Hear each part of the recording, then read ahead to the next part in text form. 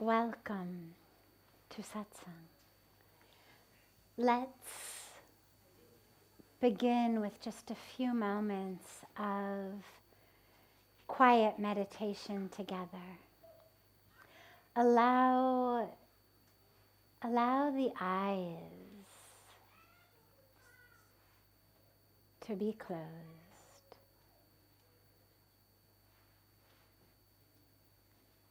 And allow the other senses to pull inward.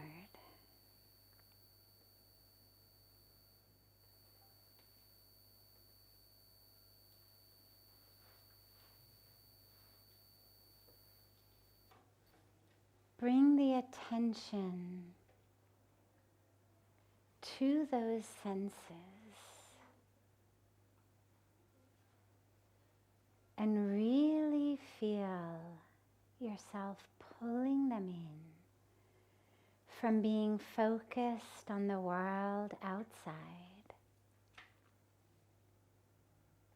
to being focused on the world inside.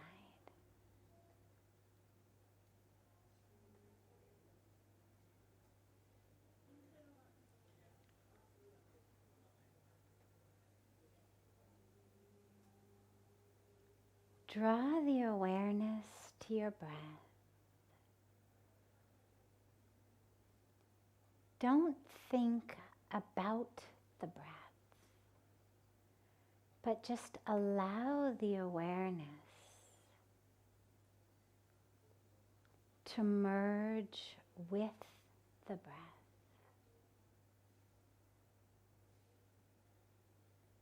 As it flows in and flows out.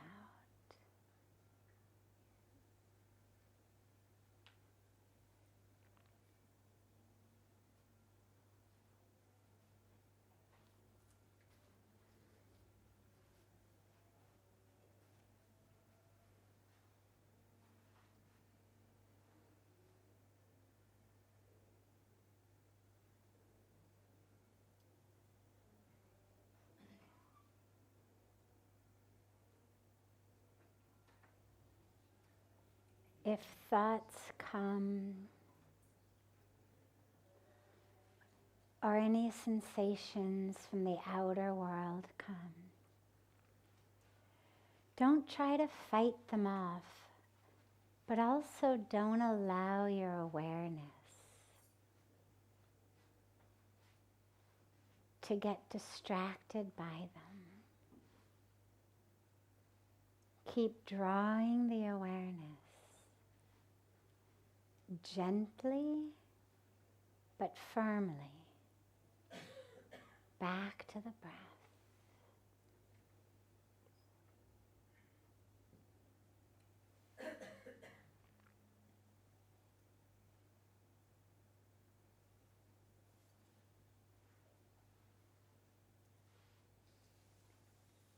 And as the awareness merges with the breath, in a continuous flow of inhalation and exhalation, notice how the very border and boundary of the self begins to dissolve.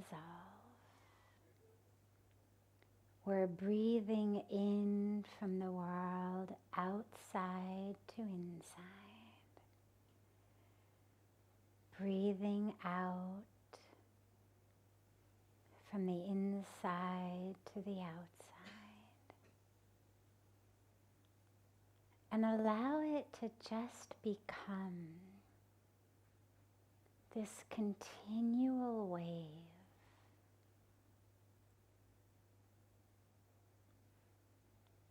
of the self breathing into the self.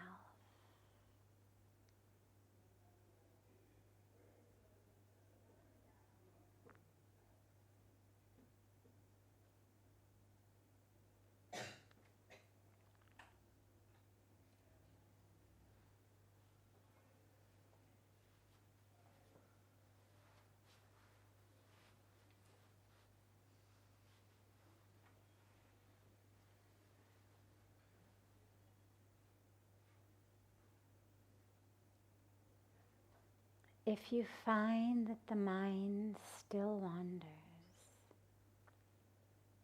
you can give it a gentle mantra. You can chant so on the inhalation and hum on the exhalation. So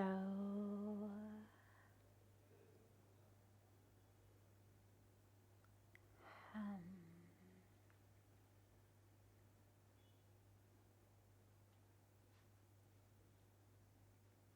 So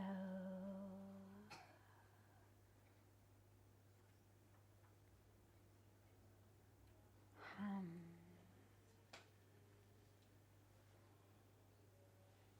It means I am that. I am one with all that exists. I'm one with the Creator, one with the creation.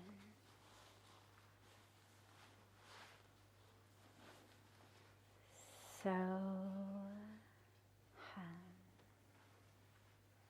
And just keep drawing the awareness back to the breath.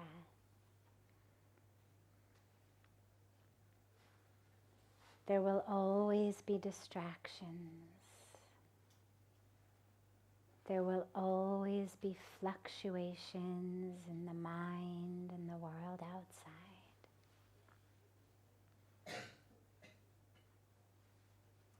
But allow your mind, your experience to be focused.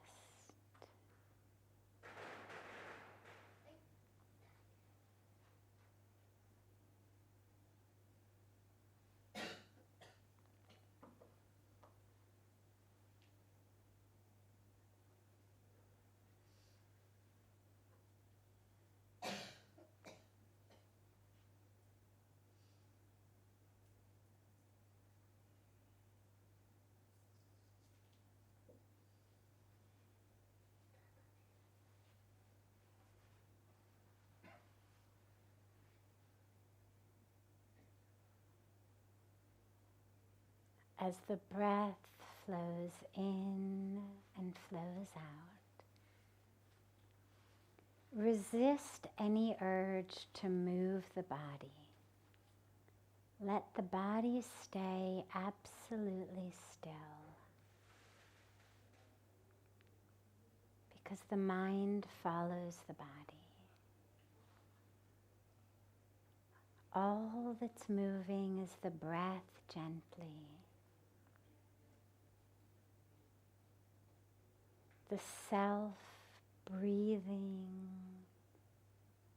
into the self and out to the self.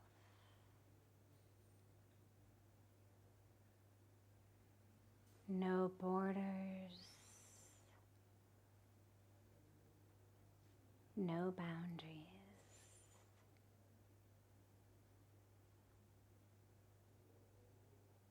No inner or outer, just the self,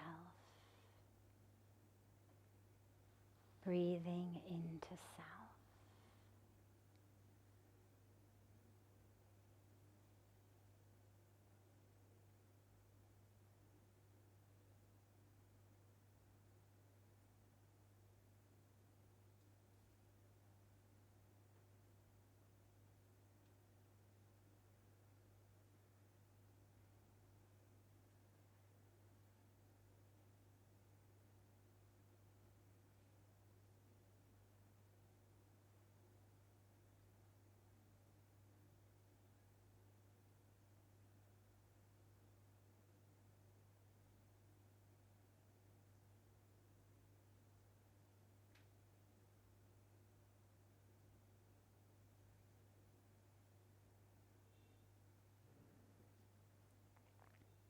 Gently bring the palms of your hands together, namaste, at chest level, and rub them gently against each other.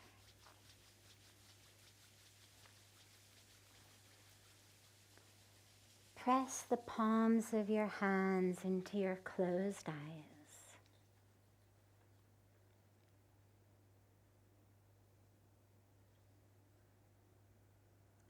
And slowly open the eyes and lower the hands.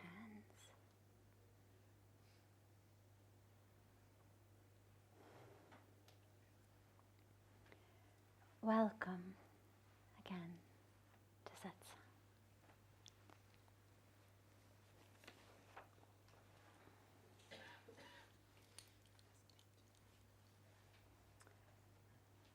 I think we're okay.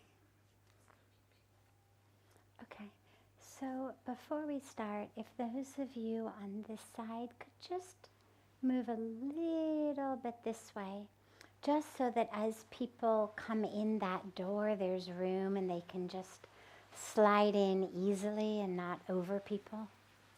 Wonderful, thanks.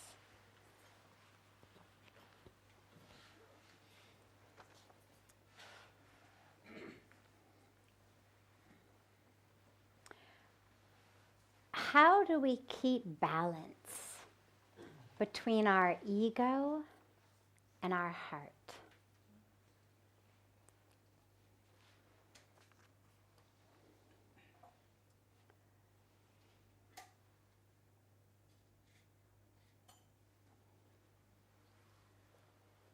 So,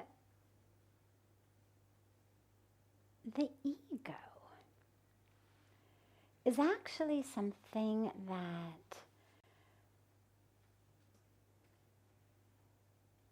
we need in order to really be able to live in our hearts and from our hearts, and as the truth of who we are.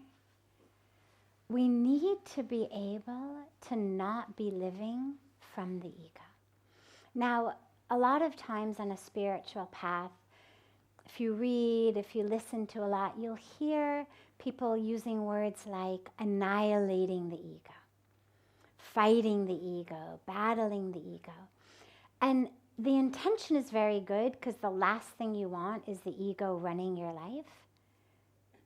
The problem for me on a personal experiential level is what I found when I would do battle with my ego was, regardless of who won each particular battle, I was sleeping with the loser. At the end of the day, you're all in bed together. And so for me, what has worked much better is an awareness, not of, I'm going to kill you, because remember, when the mind says, even the high-intentioned spiritual mind says, today I'm going to battle my ego. Well, guess who's listening? Guess who's also there in the mind hearing you say, today's the day I squash the ego? The ego. And everything in life, from a tiny mosquito wants to live. I mean, try to kill a mosquito that's flying around your room, right? You think, I'm so big, I'm so smart, this tiny little thing. Everything in the world has a survival instinct, including your ego. And so the dilemma that I have found is every time my mind would say, today's the day, I'm gonna get my ego today, my ego got smarter. It was like there was some coach in me who was playing both sides. So in a sporting game, each team has its own private strategy. And it was as though there was something in my mind that was kind of going back and forth between the highest part of my mind that knew what my strategy of the day was to battle the ego, and would go and whisper to the ego what my strategy of the day was. and the ego would get smarter. And so if that was going to be the day that I was going to live from my heart, for example, well, the ego would put on the clothes and put on the mask and speak as my heart. This is your heart speaking. So the ego plays a lot of games. And what I have found is, rather than thinking about annihilating it, killing it, doing battle with it, rather than that, realize that the ego actually is there as your friend. It was formed at an important time of your life due to things that your karmic package chose for you to experience. Remember, we're choosing that which we live through. We were talking about this last night. So whatever my family of origin is, whatever the experiences that I had that have formed that ego, well, on some deep level, I chose them. And so the ego has come. It's not like somebody injected me in my sleep and I was just, this pure, wonderful, spiritual victim, and somebody came in and injected me with this horrible ego. It's been formed through experiences that I chose, through ways that with the tools that I had at that time, I was doing my best to navigate my way through a particular situation. Whether it was just development in our youth, this is when the ego starts to develop. Whatever it is that has formed the aspects of my ego, they didn't come in with this horrible intention of, I know what I'm going to do. I'm going to ruin her life. I'm going to be that seed that when it sprouts, didn't come in like that. And so for me, what has been a much more successful approach is to be able to look at the ego, to see it, because it's not nearly so scary when you're actually looking at it. When you turn your back to it, and you figure that you're going to outrun the ego, ignore the ego, it has a completely different power over you. But when you have that courage to just, all right, show me what you got, it tends to fizzle. My favorite metaphor, way of thinking about this is the Wizard of Oz. How many of you are familiar with the story of the Wizard of Oz? Raise your hand. All right, enough of you. But for those of you who aren't, one-line synopsis. Beautiful story, lots of wonderful metaphors, but the important one is there's this wizard who is terrorizing in many ways, a tyrant in many ways, over a town. And 3 beings go to face the wizard. Now, the wizard always exists behind this curtain. When they get there, this dog pulls away the curtain that the wizard is sitting behind, and it turns out that instead of being this massive being, everybody thought he was this massive being, that he's not a massive being, he's actually a tiny little man with a projector. And he was only strong as long as he was behind the curtain.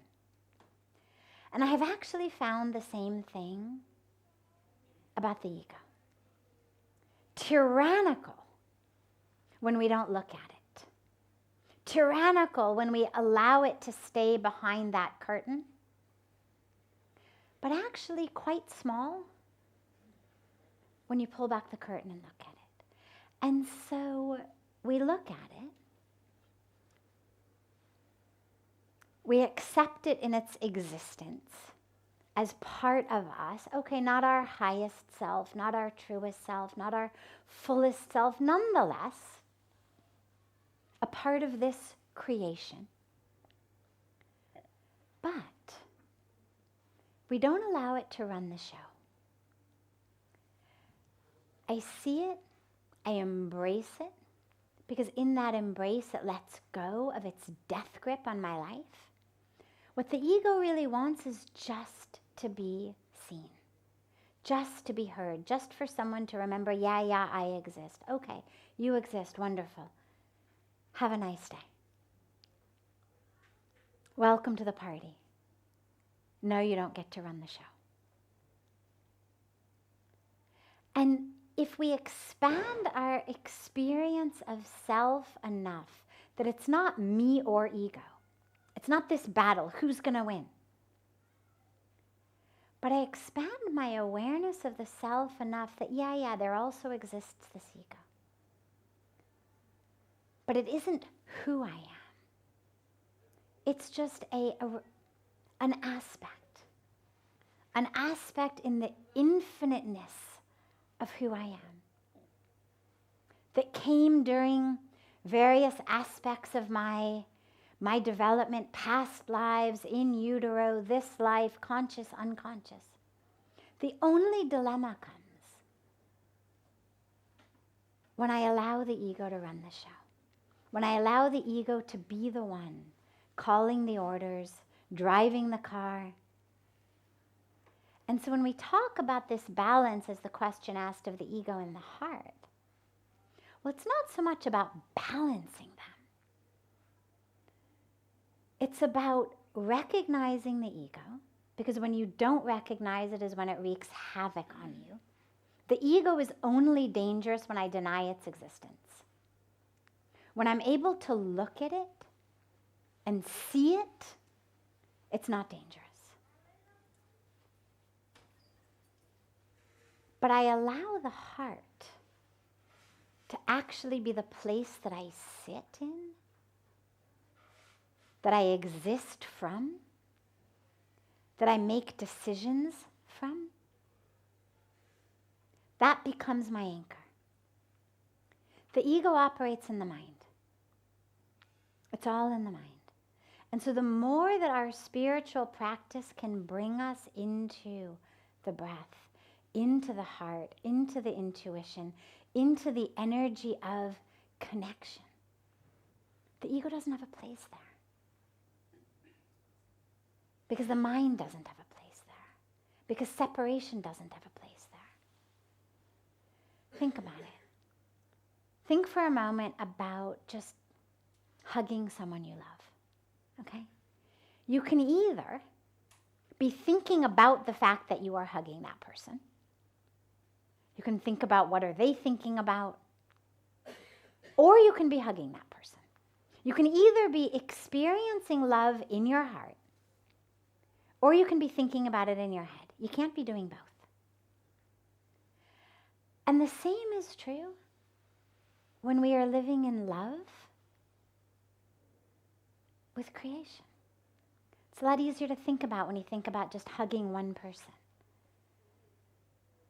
But when you think about moving through the world, connected, doesn't have to be physically, of course. Because the hug is just the way of experiencing that energetic connection. But when you get deep enough in the energy, it's there even if you're feet apart, thousands of miles apart. And so when we drop into that experience of love, of consciousness, of divinity, of truth, of energy, of whatever words you want to use for it, soul, spirit, it's all the same. They're just different words for the same experience. But you can't do it from the mind, which means the ego can't be involved. But the ego, interestingly, if you can make it your ally, can help get you there. Because if you can allow it to stop thinking that it's going to be annihilated, it can actually be the one to help you get to a situation in which you set an alarm to get up every day and meditate, and you actually do. And you actually don't hit the snooze button, and you actually get up. It can actually be the one to help you make the decisions in your life in alignment with your heart. If it knows, it's not going to be annihilated in the process. And so don't worry about annihilating it right now. But also don't think about how do I bring it into balance. The ego is there anyway. See it, acknowledge it, thank it for what it's done. But don't give it any control. Bring that level of focus, of attention, of intention, of the place from where I make decisions to the heart. And what you'll find is that the hold of the ego dissipates automatically. The less attention you give to it, the more its hold dissipates. Anyway. It'll come up every now and again. And then you see it, and then you say, wow, God, I almost forgot you existed. Want a cup of tea? And then you send it on its way. Not annihilating it, not I'm going to kill you, I'm going to squash you, none of that. But no, you can't drive this car. No, you can't make the decisions. No, you're not in charge. And no, I'm not going to let you be the one with the microphone in my mind. Because what the ego loves to do is be the one who grabs the microphone in our mind. And so we have to make sure that it doesn't have a mic. And that's what pulling that curtain back does. Because as long as we're not looking at it, it seems very loud and very large. So have a look at it. It's not nearly as big or as scary as you think. And then drop back into your heart.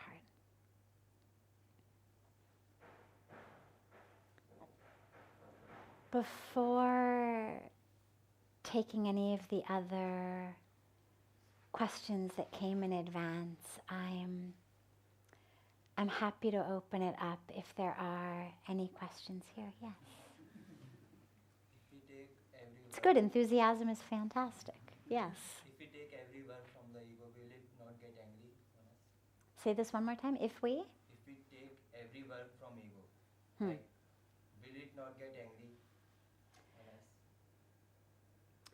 So if we take away the power of the ego, if we take away the work of the ego, the job, so the ego was the CEO, the chairman of the board, the managing director, all the way down to the guy in the mailroom. The ego did everything. Now we say, you don't get to make the decisions.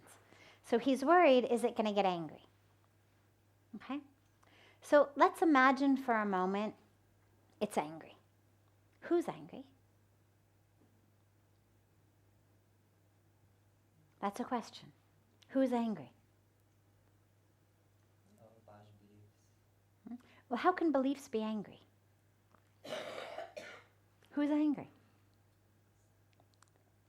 Imagine that there is that anger in there, as you've just asked. Who is it that's angry? It's not me, obviously. Then where's the anger from? Who's generating the anger in your mind? Can't say. So I apologize for putting you on the spot. I try not to do that to people. I know it's not a super comfortable position to be in. But thank you for doing that. The issue is, we really think that there is this power somehow of a being that isn't me, but that somehow gets to run its own show in my mind. Imagine you're driving down the side of the road, driving your car. Suddenly somebody opens the door, jumps in, grabs the steering wheel, right? Okay, we call that carjacking, right? It's illegal. It's a crime. What are you going to do? Yeah, you're going to push him out. Are you going to say, oh, all right, no problem. I'll just strap myself into the back seat. Sure, wherever you want to go, no problem. You're going to do whatever you can do to push him out. Because you understand this guy should not be in the driver's seat of my car. And so if the ego gets angry, what that means is I'm not conscious in that moment. It means the I who is saying I'm going to make decisions from my heart, where'd that guy go? How did the ego manage to unseat him? It means he took a nap. He was asleep at the wheel. And that becomes the dilemma. And this is why we practice mindfulness, meditation, being present, whatever term we use for it, being conscious. Because if I'm awake at the wheel, you're not going to grab it from me. You're only going to grab it from me if I'm distracted. If I decide, oh, I know, let me check my Facebook. And then I see something. I think, oh my God, how'd that guy post that? That's not fair. I'm distracted. Guy gets in and pushes me out of the driver's seat. I voluntarily left the driver's seat. But if I'm conscious, the ego's not gonna get back in the driver's seat. And what you find is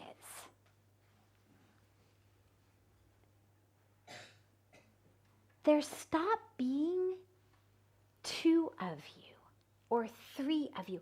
This is what I talk about going to sleep with the loser.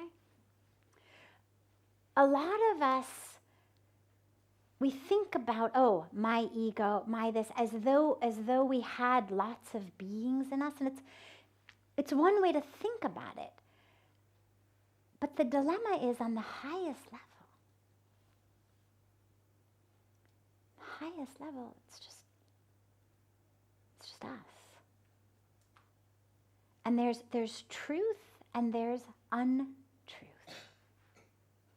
So there's not actually another being in me. What there is what we're going to call my past sanskaras. My past sanskaras that say, they don't get angry out of the blue. It's my past sanskaras that say, who the hell do you think you are? How dare you? You're not good enough. You're not smart enough. You're not rich enough. You can't do that. What are the neighbors going to say? Who do you think you are? That's the voice. That's the ego getting angry.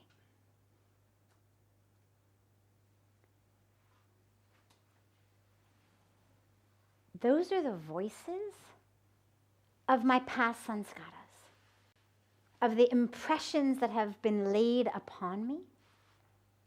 And that's okay. Voices of the universe. Parents, teachers, culture, society, who knows, whatever it is. But that's not your highest truth. And you know that. And that's why it's so important to keep dropping back into your highest truth. And when those voices are there, don't try to fight them off. But don't allow yourself to jump on that thought. What most of us do is that thought comes, who the hell do you think you are?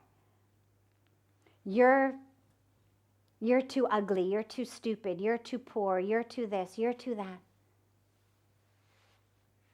Don't listen to that. Who's going to pay the bills? Who's going to do this? What about this? What will the neighbors say? Log kya kahenge? Kya sochenge?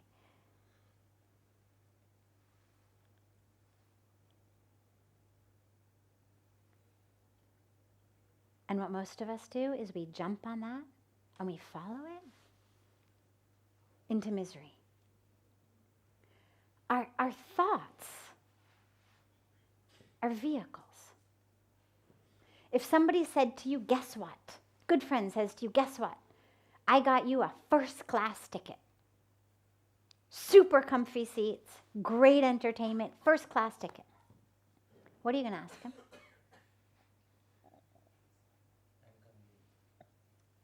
Well, before you come with him, what are you going to ask him? आप वैसे जाएंगे?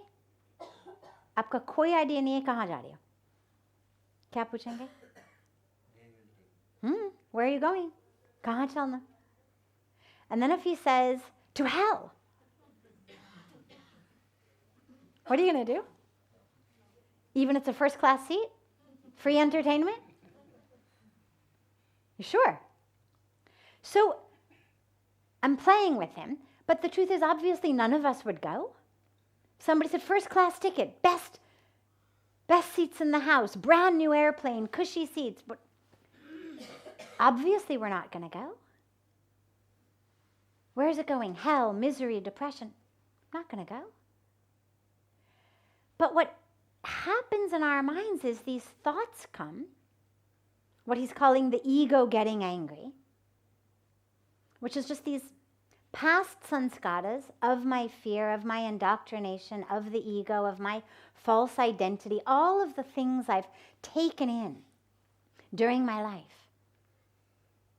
From my family of origin, from teachers, from my culture, from a TV show, from God knows where. It's gone in. They're now the voices in my head. The thought comes, and I jump on it. Even though I know this is going to hell. Because I've taken it before. I know exactly where that thought goes. This is not a new thought.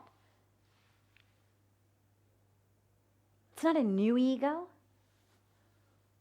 You've lived with that guy for a long time. You know every trick in his hat. And you know exactly where those thoughts go. And so when those thoughts come, you do exactly what you would do when your friend says, I've got a first-class ticket to hell for you. You say, thank you so much. Have a wonderful trip. I'm going to stay here. And you allow that thought. So we talk about just, blowing across our consciousness like wispy clouds. So it blows across. And you stay anchored. And you stay anchored in your heart. If you've got a mantra, it's a beautiful time to remember that you've got a mantra, to chant that mantra. If you don't have a mantra, find one. If you have a guru, get it from the guru. If you don't have a guru, choose any mantra that works for you. The mantra becomes like a lifeboat that literally carries you across from this vehicle that's about to sweep you up and take you on a voyage to misery, and you're about to willingly get on. But the mantra and the breath bring you back into the moment, back into the truth, back into yourself. And what you'll find slowly is those thoughts dissipate. We have new sanskaras. In science, we talk about neural networks, neural patterning. In spirituality, we talk about sanskaras, impressions. Same thing. Create a new one. And this is such a beautiful day to do it. At this time of Diwali, we start new checkbooks, we start new accounts.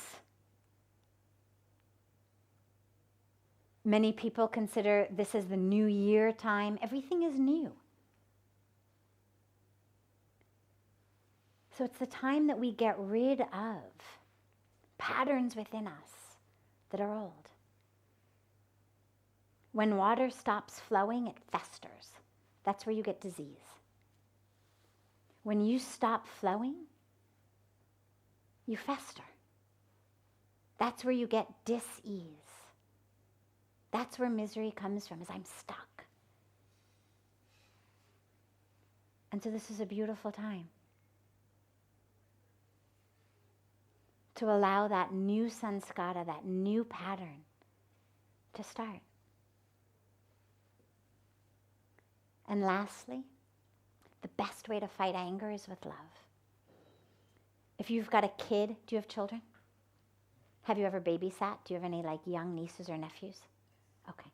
So if you see a kid throwing a temper tantrum, the mistake that people make is they try to yell at him or yell at her, which of course never works unless you terrorize the kid so completely that they end up afraid of their own impulses for their entire life.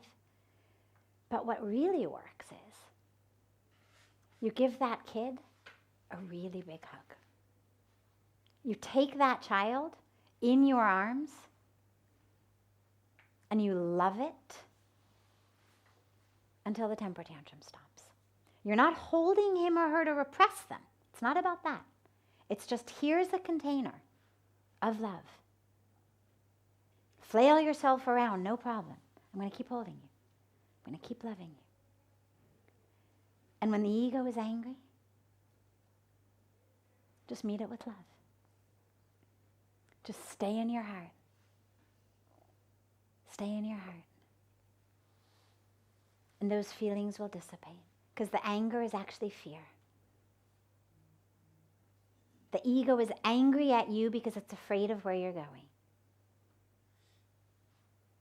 And if you can create a beautiful container of love, it'll soften and dissipate. Beautiful. Wonderful.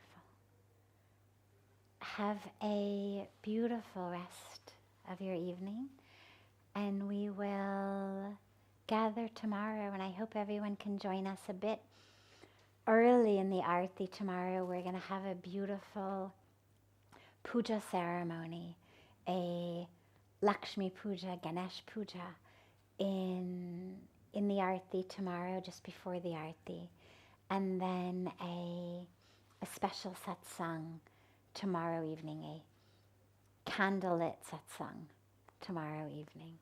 So have a beautiful night, and we'll see you all tomorrow on the sacred, sacred day of Diwali.